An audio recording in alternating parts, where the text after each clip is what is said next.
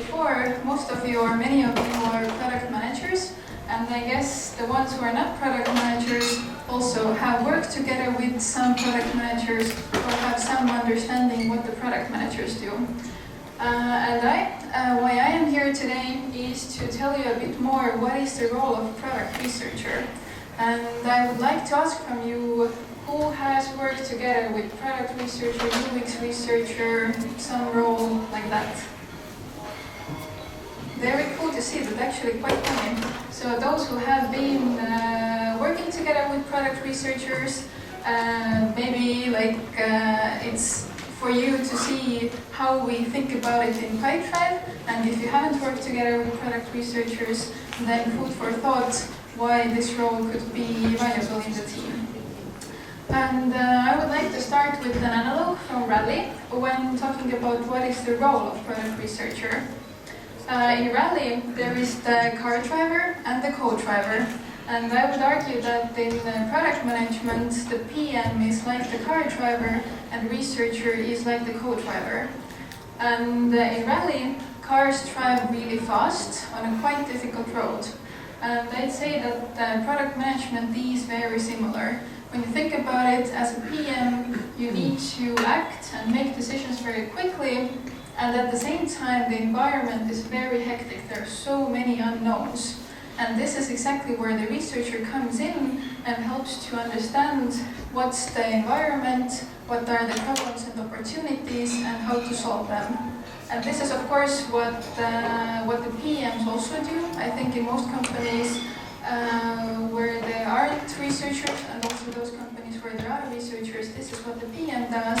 But I see that the researcher is the role that helps to go deeper and create better understanding of what's around you.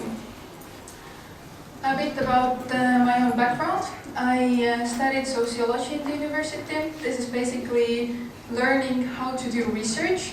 After that, I worked in business consultancy, which I would say is also very similar to product research in the sense that we need to understand what are the customer needs and then offer solutions. Just the context is a bit different. And 3 years ago, actually quite exactly 3 years ago in April, I started to work in Pipedrive as the product researcher. And when I joined, we had around 10 PMs and 8 product designers. Now we have in the product team around 25 PMs and around 20 designers. And the research team also has grown a lot because of that. And when I joined, I was the first researcher, so I actually had this very cool chance to really create how we do product research, what this role is about, how the relationship is between the researcher and the PM's designers. And now in the team, we currently have 3 people, and in the coming next months, 3 more people will join. And so this is my background, and based on that, I want to tell you how I see who is a good product researcher. Starting from the question, what is the experience or background that the good researcher should have? And I have shared it into 3 buckets or 3 pillars. And these are the research mechanics, research subject, and the research customers. And what they mean, the first section is research mechanics. This is basically understanding or knowing how to do research, how to plan it, which methods to use, how to interview customers, when to use surveys, when to take into account what is said in the customer support tickets, etc., etc. Then, after executing the research, analyzing the results you learned, and then, of course, sharing it with the important stakeholders. The next pillar is research subject. So in Pipedrive case, as we build sales CRM, it's knowing the sales world, so the sales domain, what is inbound sales, what is outbound sales, everything related to this.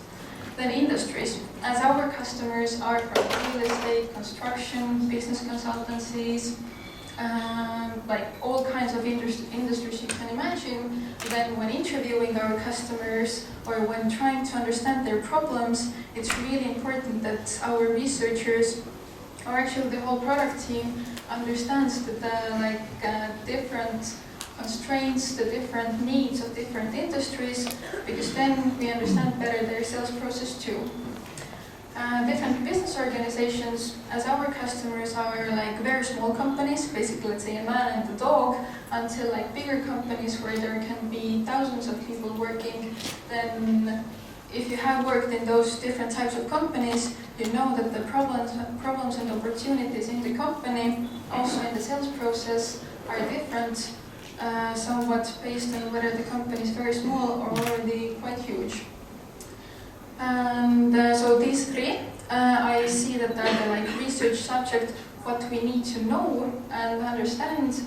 And of course, as we also research our existing product, it's also very important to know or like be aware about our own web and mobile app. And last pillar is the research customers. So I see that when, as a researcher, my customer I serve is the product manager and product designer, because the work I do as a researcher is input to their decisions. So the better I know how their process looks like, what are the decisions they need to make, when they do it, how they do it, the better I know when and how to give input to these processes. So this is how I see what the good background for a researcher is. And I guess it's actually the same for the product manager and product designer too, just the way how to organize and think about it. And as I mentioned before, we currently have 3 people in the team. And when hiring, then I was already thinking about those pillars. And of course, no one can be perfect in all these 3 pillars. But when you have a team, then I see that it's very important to cover all of these. And therefore, we have, for example, one person who has really strong and long background in research. So this person is very strong in the first pillar. Then we have one person who has done sales for 20 years, and he also has been a product manager, so covers those 2 other pillars. And then we have one person who has also done research and has been a product designer, so also covers the different pillars. And I see that as a team we are very strong and we cover all these pillars. So this was about the background of a good researcher. Next question, what type of research the researcher should be able to do?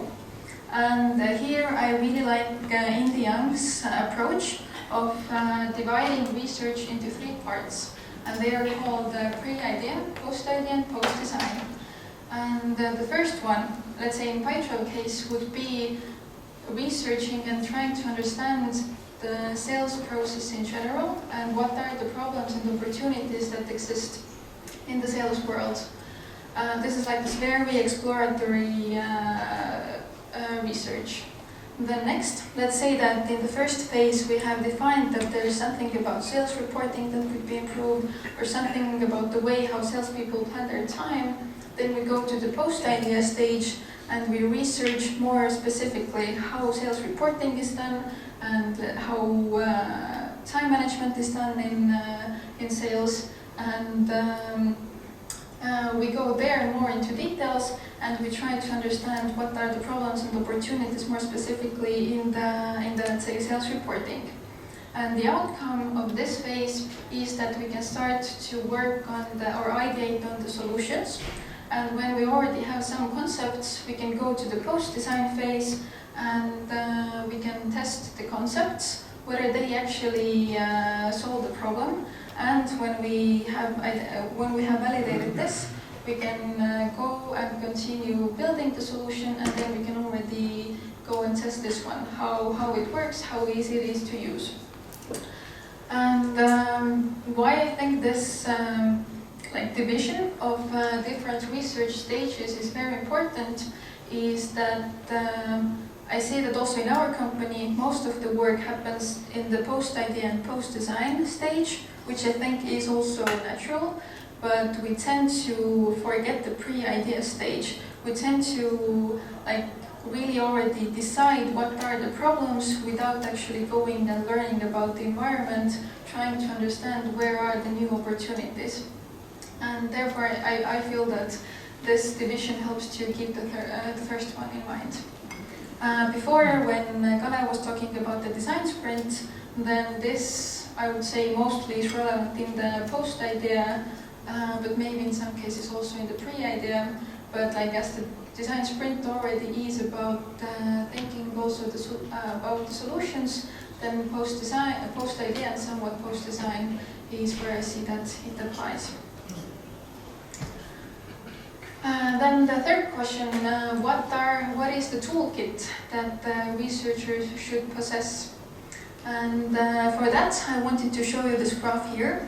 There are like a list of different methods, but the main thing I want to say with this graph is that you see scale, how many people behave this way, and also richness, why they behave this way.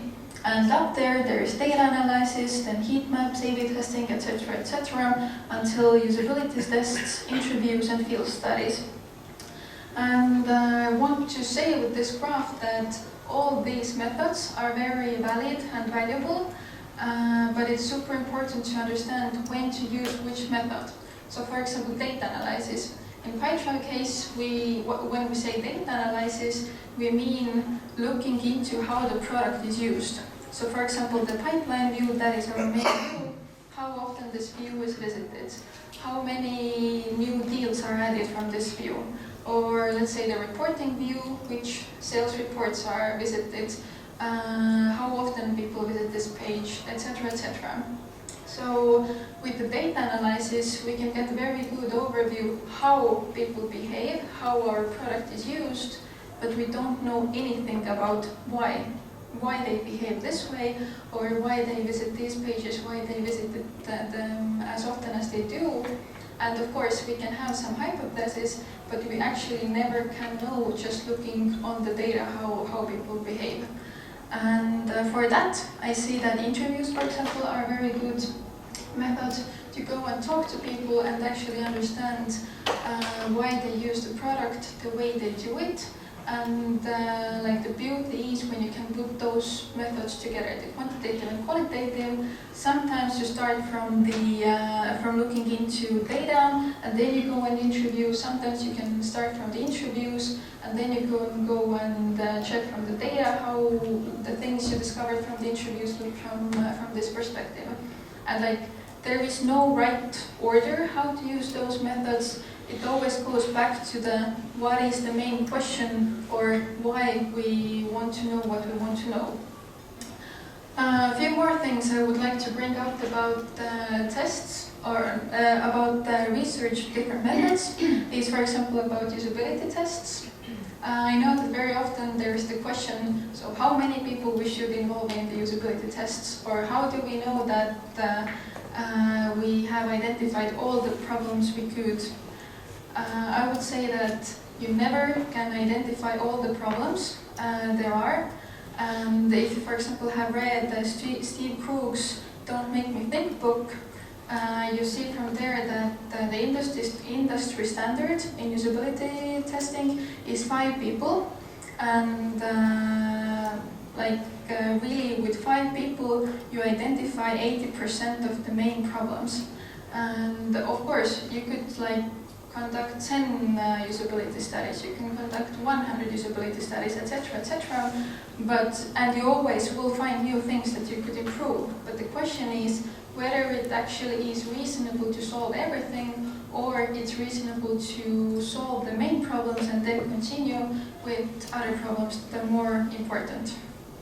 So please keep in mind that usability testing is a qualitative method, it's not the quantitative method. And another thing about surveys, I really would like to talk about surveys also at least an hour if possible, but I really like the saying that easy feels true. And surveys, I think, is exactly this very dangerous method, that it's quite easy to put together a questionnaire, and it's very easy to send it out, get the results, and say that 80% of the people replied that they would like to use this new feature, or 75% of people said that they have that problem. but like try, sometimes when you see a survey, let's say whatever topic, really think about the questions there are and think about different ways how those questions can be interpreted. And for example, what we have done in Pipedrive to make like better use of surveys is that we always try not to ask questions about whether people would like to do this or that, but we ask about the current tools, the current behaviors. So for example, when we were researching time planning, we ask about the tools they currently use. Or when we research sales reporting, we ask which numbers they actually currently track to understand how the situation is. And again, surveys in our case aren't the way how to do statistics, but surveys rather are a way how to profile our customers, to put together good samples of interviewees, and then go and understand the why behind their behaviors. So yeah, this was like a brief insight into like what those different methods are for and how to use them. And so why do we need a product researcher in addition to PM? I think that listening to what I talked about, I guess most of you actually do too.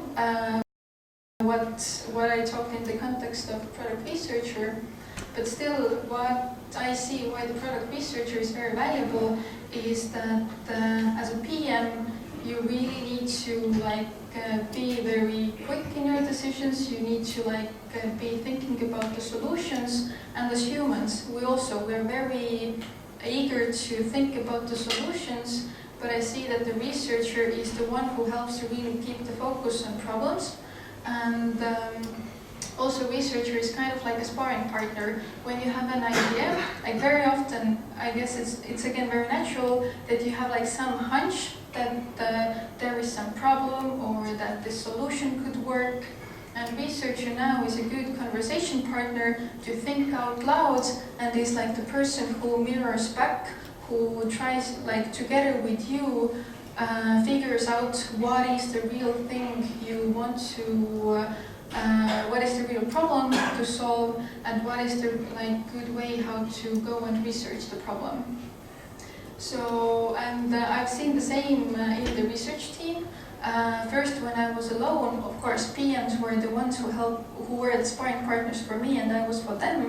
But when our team started to grow and we got, so to say, more brain power, more people to discuss through what we want to do and why we want to do this, I really feel that the research and research quality went up, and we became better partners for the PMs.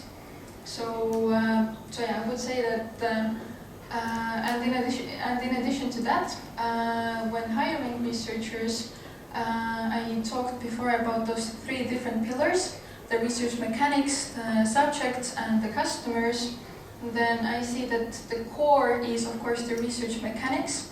So, and in our company also, we have hired people who have, let's say, sociology or anthropology background, and very often people who are your customers. They are not that tech savvy as people as you are, and therefore I see that it's even good when the researcher doesn't have too much tech background, because then they can again relate better to the users, and they can really help you also to understand better why the customers don't get the solutions that seem so obvious and easy to use for you. That was my last slide, so thank you for your attention. Time for the questions.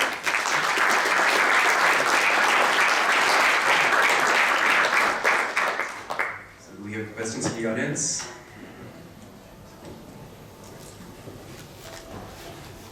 So I would be curious to understand better how you collaborate with designers, because I can easily imagine in some organizations a lot of the work of what the product research team does in your company is done by the UX team. So can you describe that collaboration?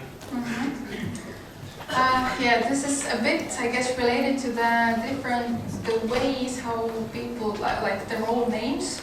In our case, the product designers I would say they are more UX designers than UI designers because we have this convention UI, and so they can take components from there.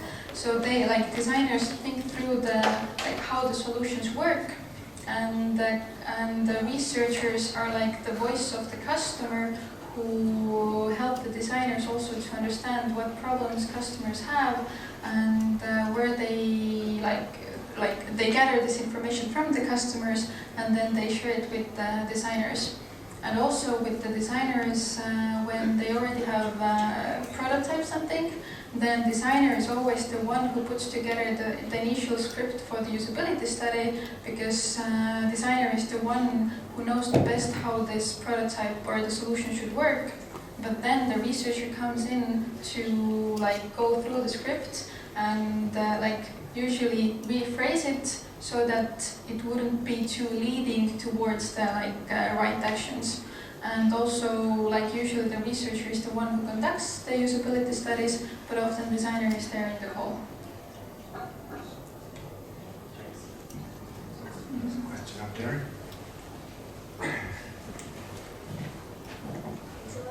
Hi, when you were talking about the methods, could you please explain more the ghost or experiments? Yes.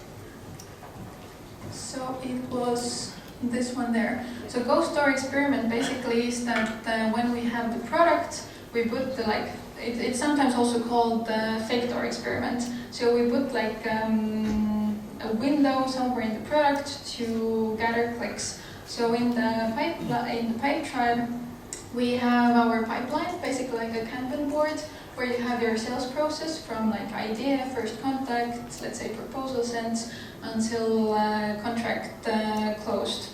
And let's say that we see from the product data that let's say 60% of our user, in 60% of how to say it, when a deal is won, then after that, in 60% of cases, a new deal is created with the same contact. Let's say that we see this from the data. So then we could have a hypothesis that very often people want to create a new deal after they have won. And so a fake door experiment would be that after they have moved the deal to one stage, we show a pop-up that says, hey, new deal with this background information, click here to save it. And when they click on save, then nothing happens, because we want to validate whether there is actually a need for that or whether people would use it. We would just get the clicks, and that would help us to understand whether to build this or not. And there was one question in the front. Hi. What would you say is the best platform for sharing the outcomes or the results of the research for between all these stakeholders you've mentioned, the designers, product managers, of course the researcher themselves? Well, in the ideal world, in person and tailored based on the needs of your audience. But this cannot, of course, happen always. And this is actually also a challenge in our company that when I joined Pipedrive, we had 160 people, and the product team, the designers, researchers, and PMs, was 25 people. Now we have 500 employees, and in the product team we have 50 or more people. And outside the product team, there are also people who need to be aware about the research findings.